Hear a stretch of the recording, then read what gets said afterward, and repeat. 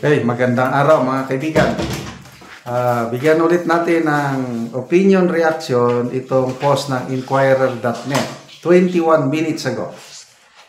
Two members of the economic team, Finance Secretary Ralph Recto and Budget Secretary Amina Pangandaman, say they will submit their resignation following President Ferdinand Marcos Jr.'s call for a bold reset of the cabinet via Ayan Sigaral, Philippine Daily Inquirer. Na. So, kanina na-i-vlog ko na si Secretary John Vic Remulla ng DILG. I-resign na. So, ito. Dalawa. So, tatlo na sila. Sigurado. Sino kaya ang susunod? Magbasa lang tayo sa mga comments, ha? Citing ito. Next story, sabi niya, waiting for Martin Romualdez to submit his resignation. Hindi naman kasama ang Speaker of the House sa panawagan. Hintayin natin na mag-convene ang 28th Congress, bahala ang mga kongresista na boboto sa kanilang bagong speaker. Ito yung nakikita ko, no? Karamihan sa comments o panawagan yung taong bayan, kung gusto nilang masatisfy ang taong bayan, kasi ano na daw, sabi ng presidente, the people have spoken. Salita na sila. Ayaw nila, hindi sila maligaya sa administrasyon ko. Kaya resign kayo, sabi na sa kanyang mga gabinete. Ang problema ng karamihan, Speaker of the House. Kaya ito yung para nababasa ko kung bakit nagkakagulo-gulo ngayon dahil sa Speaker of the House. Not so much on cabinet secretaries. Sino man lang ang mga may problema ng cabinet secretary? Wala akong siguro agriculture. Dahil nga sa problema sa bigas, yung nangyari kay Tatay Digong, DOJ at DILG, yung magkapatid na Remulla. Ano pa, yung mga planners kuno,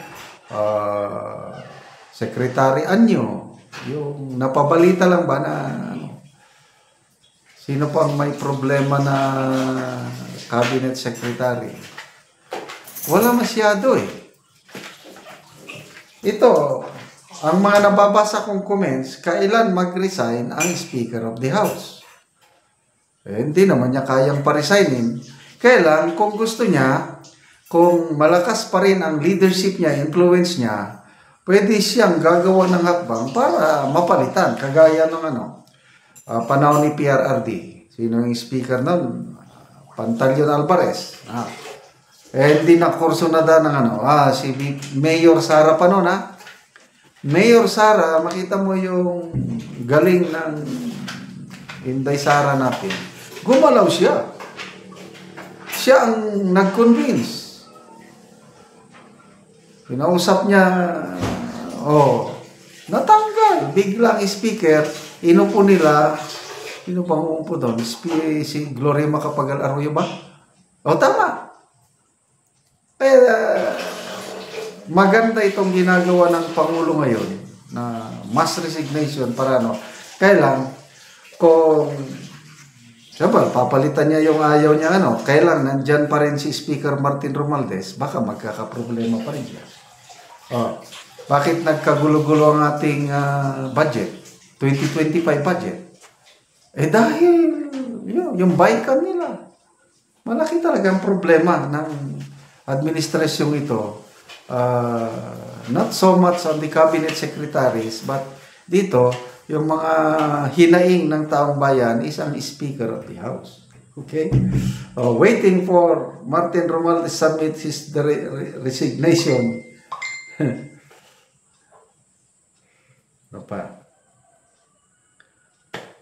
Sarmiento John Paul, what will be left to the new cabinet members now that 81% of the 2025 budget has been released per DBM? How will they run their departments? Nako.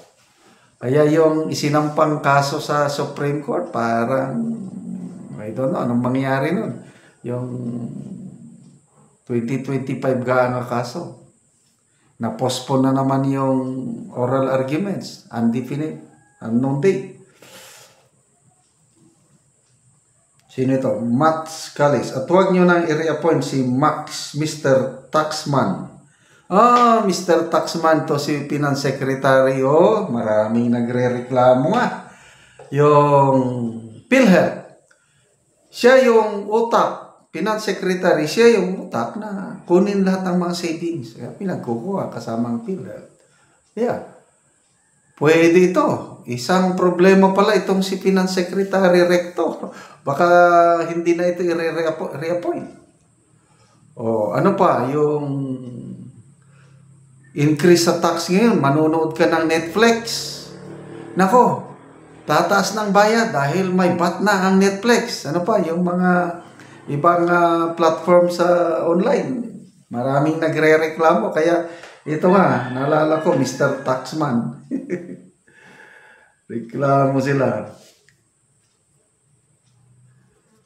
Okay, Arnel Laudit. Recto is the author of PhilHealth Saga but authorized by the President.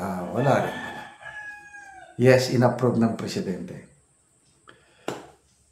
Nimpa Brewer. Recto should submit his resignation and the President should accept it. Marky Dog. Include assistant and undersecretaries in mass courtesy resignation. Ito, David Johnson. Get Heidi Mendoza for a cabinet position. Jonas Abuda. Wala. May tanong dito. Ano kaya ang kinalaman ni First Lady sa move to revamp PBBM's cabinet? Ano ba naman to? May kinalaman ba ang First Lady sa revamp na ito? Lourdes TV, dapat lang pahirap sa taxpayer si Recto. Replace him with someone who can innovate on revenue increases with no further burden on already paying taxpayers. One who can innovate on how best to collect from delinquent taxpayers who easily could pay but just to refuse it. So, good luck sa move na ito. Sino pa ang susunod? Malalaman natin mamaya.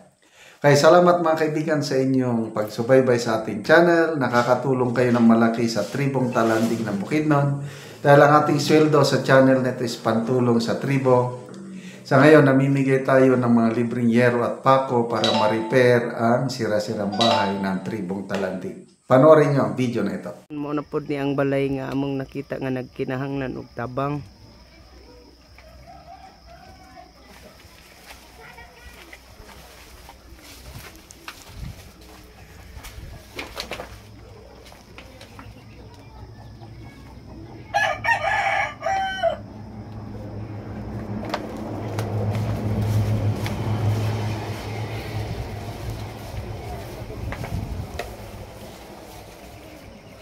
Ayo.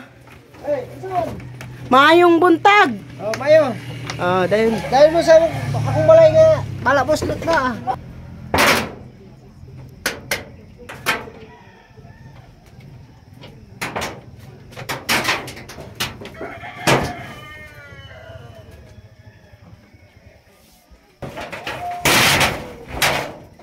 Og karon niya manguha na ka og kahoy kay matagaan na ka namo og lansang pako plinsin kay pila naman ka tuig imong balaya? Kuha na ni sobrang ni dua na nani ko karon pero manguha na ko og kahoy karon kay salamat ko kay naamo na ni napulo ka tuig nana. Sobrado napulo ka tuig na ni imong balay. Nani gid siya pero at least nga salamat ko sa Ginoo nga naamo ana nga nag-alay og mga problema.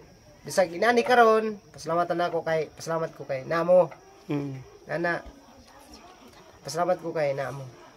Pasalamat na mga nagtanaw sa video nga inana. Ana. Wala na guys. Salamat.